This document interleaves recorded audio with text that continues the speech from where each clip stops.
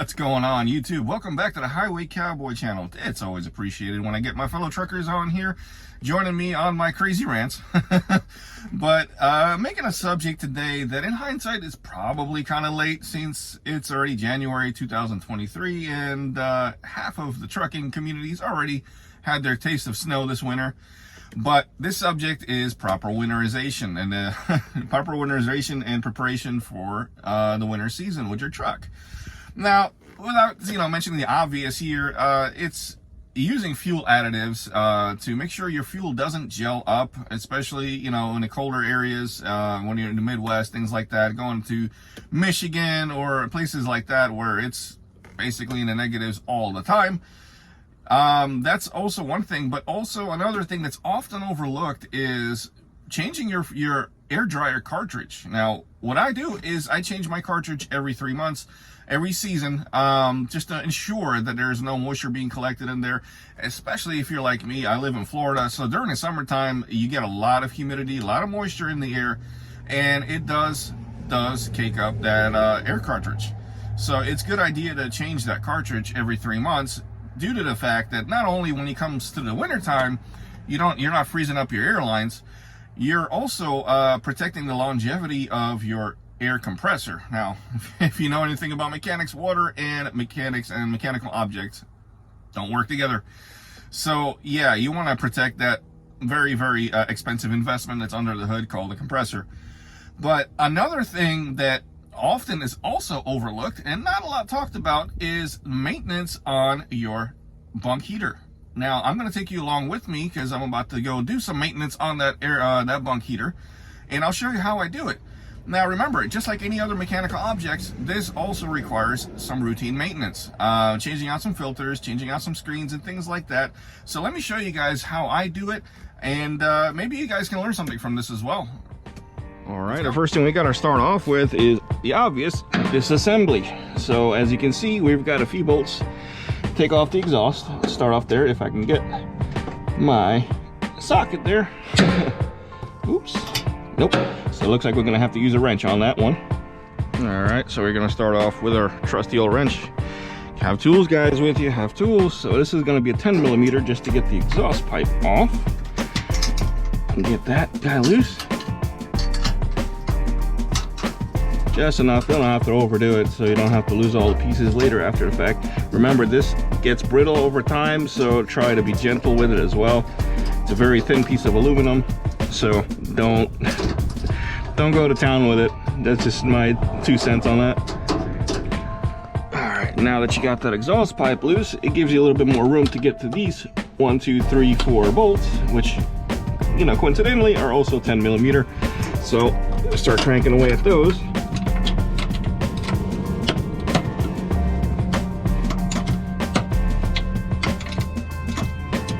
Get the 4 bolts loose. What you're going to do is disconnect power to the fuel pump, just like that. Then you might want to disconnect the fuel line that's going in there, if you can see that.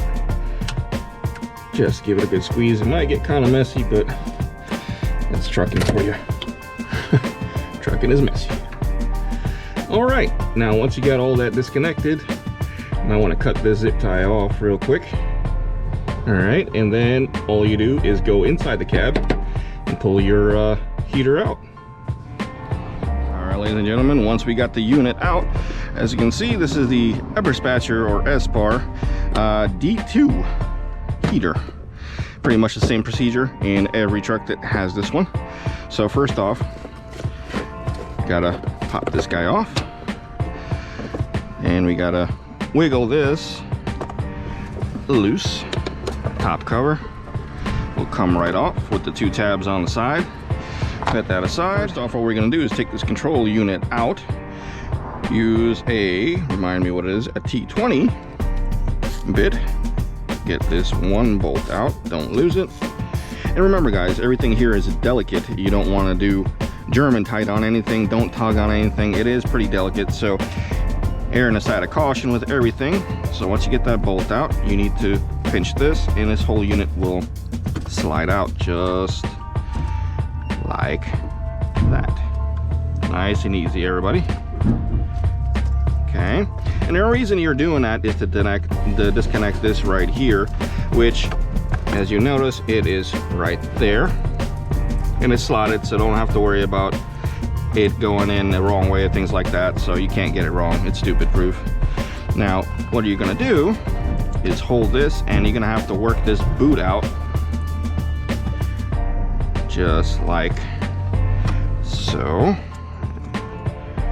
Come on. There we go. All right, and what we're doing here is exposing the heating element right there, which has a screen that we will be replacing. And remember, don't tug on these wires here because they're not that tight. So to get that out, preferably you have a 12 millimeter slotted socket that you can slide over there because it is a tight fit, or you can find a redneck way of doing it. Yeah, so once you get that loose, work this guy out just like so. Gently, guys. Gently is the key word here. And once that's popped out, there you go. Looks a little caked up. Yeah. Wipe down. We'll probably take a wire brush to it a little later before we put it back in. But set that off to the side, and what we're gonna do is there's a little screen down in that hole which we're gonna have to work back out, which will be quite the task, usually is, but bear with me. And that little screen in there is a difficult one to get out, so it looks like we're gonna have to do this the hard way. Do some more disassembly. Take these 1, 2, 3, 4 bolts out, and you're gonna have the burner chamber opened up. Anyway, it's probably a good idea. I have a set of gaskets that came with the maintenance kit, so since we're already here, you might as well do it, and that'll give you access to that screen from the inside. Let's get to it.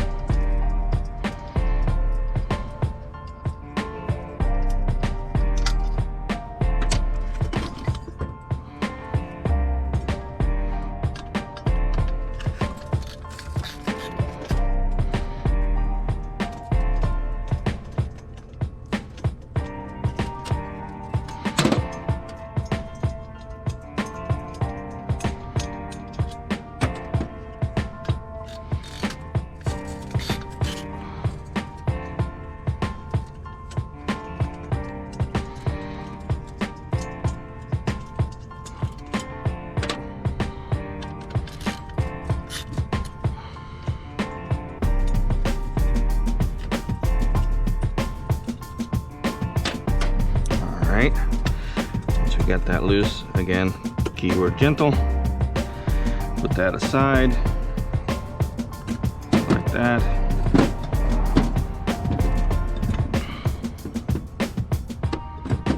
Okay.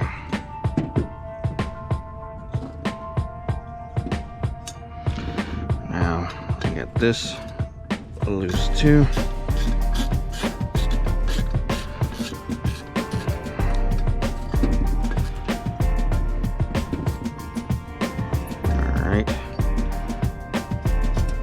Okay, short bolts. Remember, short bolts inside, long bolts outside.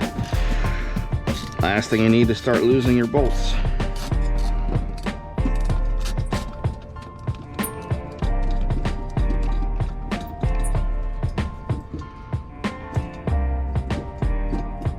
Come on. There we go. One more.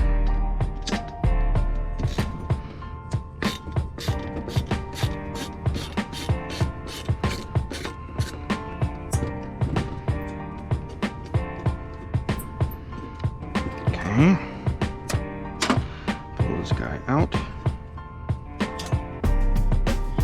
I want to be gentle with that gasket, put that aside, and here we go. All right. Let me get this screen out. See, it's seen better days. So you can toss that off to the side. Since we're already in here, this is the gasket we're going to be changing out, and as we can see, it's also seen better days. Yeah, it's time for a new one. Look at that, it's all in pieces. Let's get that all cleaned up and changed out real quick. As you can see, my wire brush has also seen better days, but hey, it does the job, people. Don't judge my brush. Clean up the wire, the inside of the burner chamber as well, since we're already here. Get all the crud out of the way.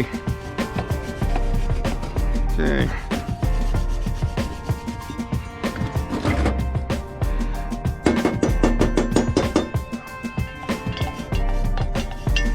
Okay. All right. Now, time to get the other new parts in. So here's what comes in the usual kit for the maintenance. Just a little bit of that screen that we just managed to yank out of there. Comes with a little tool that put it in a little easier because it has to be set in the right position, and this will help you to do that, as well as the gasket. We got our new fresh filter. We're gonna put this on there just like that and put it down the hole. Excuse if my hand is in the wrong way, in the way there. Give it a good push, just as far as it'll go because of the tool. And voila, if you can see that, it's set in place. That's all we need to do. Now, let's go ahead and start reassembling this bigger portion here. Oh, don't forget the gasket. Now, I haven't got this in a kit, so remember, try not to destroy that one. It is a metal aluminum gasket, so it should be a little easier to take apart. Now, and get your big bolts, put those back in, realign everything.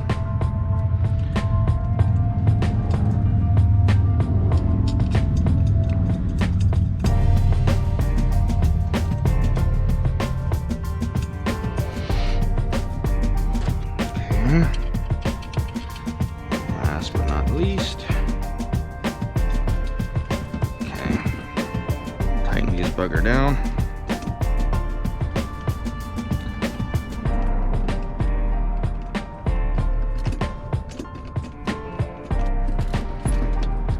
Okay, again, not tight.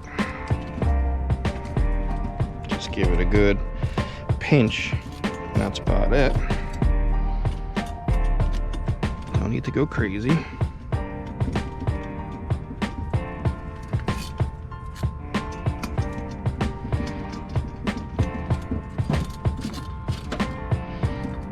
Okay, all right, careful on the wires, guys. You don't want to ruin any of these. Again, it's very gentle. Let's put this back into its housing, just like so.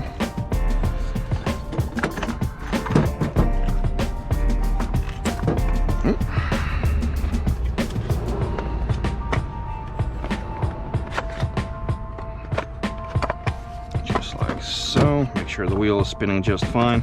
And, you know, once you're already there, make sure you don't have any massive amounts of crud in there as well.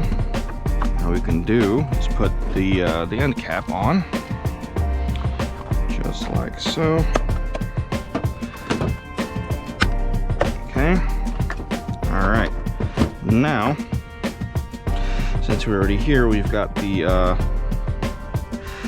heating element. Give that a good scrub down. Make sure it's clean. Don't go crazy with it. Just give it a nice scratching, so to speak. Okay.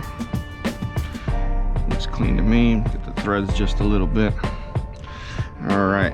Now remember, again, not tight.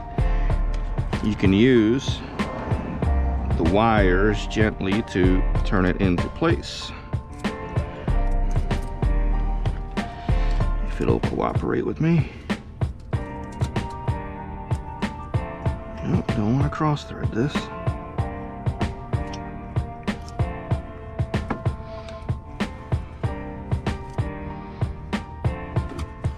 Patience is the key with everything. Patience is the key. Okay.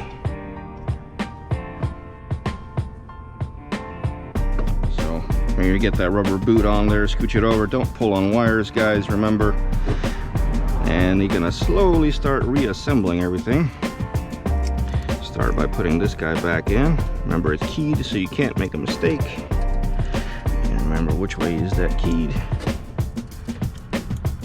that. Okay.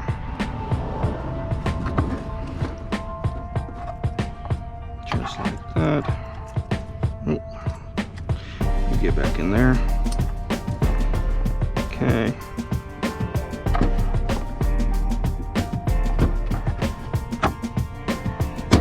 There you go, just like that.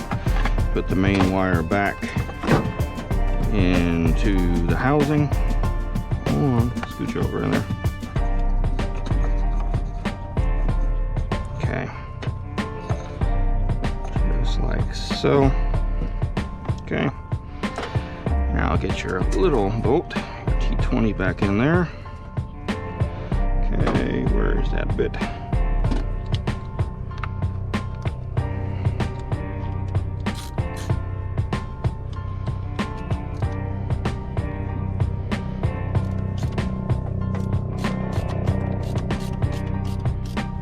Okay, awesome.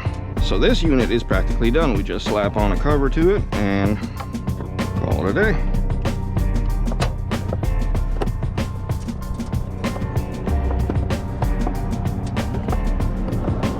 Just like so. Get the tabs.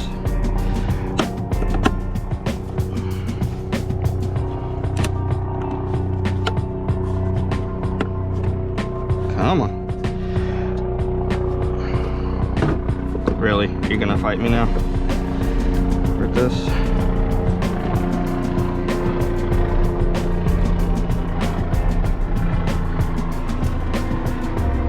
Okay.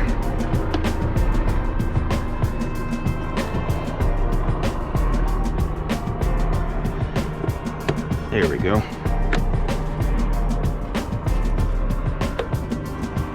Cool. So that's back together. Now this you just have to basically put back into the truck. Everything in reverse with the bolts and the fuel lines. You want to take apart this bolt in the fuel pump because there is a little mesh screen in there as well. It doesn't come in a kit, but what you can do is just essentially take that out and blow it out with an air gun if you have it in the truck, or just clean it out with a brush gently, and that'll complete the maintenance fix. 12 millimeter wrench. Use an adjustable wrench. Get the other side. Get it closer.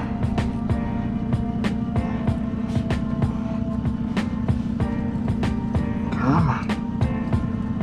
All right. Work this guy loose. There we go. All right.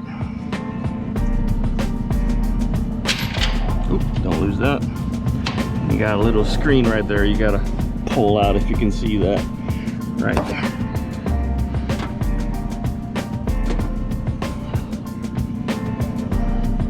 Gentle, guys, gentle.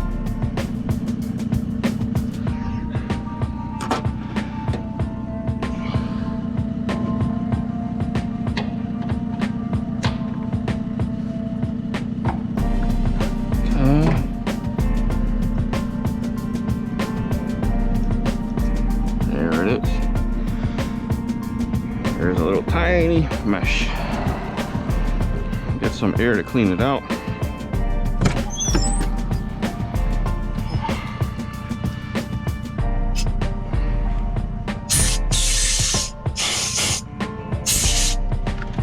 Okay.